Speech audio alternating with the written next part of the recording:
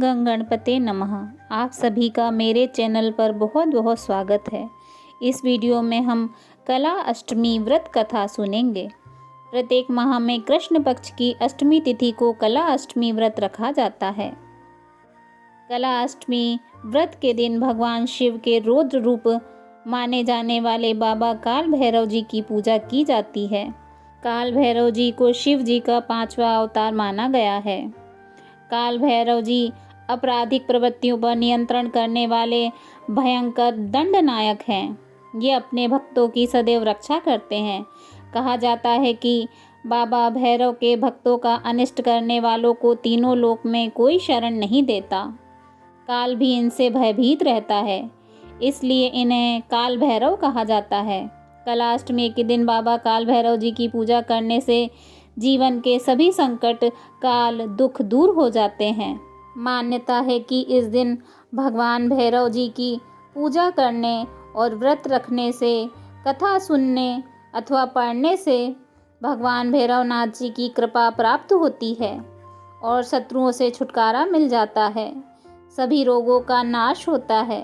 पौराणिक कथा के अनुसार एक बार सुमेरु पर्वत पर देवताओं ने ब्रह्मा जी से प्रश्न किया कि परमपिता, इस चराचर जगत में अविनाशी तत्व कौन है जिनका आदि अंत किसी को भी पता न हो। ऐसे देव के बारे में बताने का हमें कष्ट करें।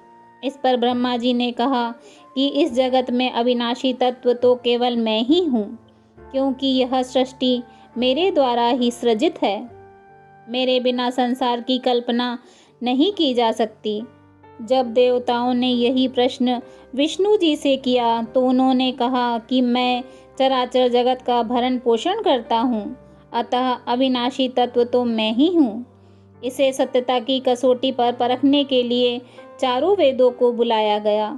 चारों वेदों ने एक ही स्वर में कहा कि जिनके भीतर चराचर जगत, भूत, भविष्य और वर्तमान समाया हुआ है, जिनका कोई आदि अंत नहीं है, जो अजन्मा है, जो जीवन मरण सुख दुख से परे हैं, देवता दानव जिनका समान रूप से पूजन करते हैं, वे अविनाशी तो भगवान रुद्र ही हैं।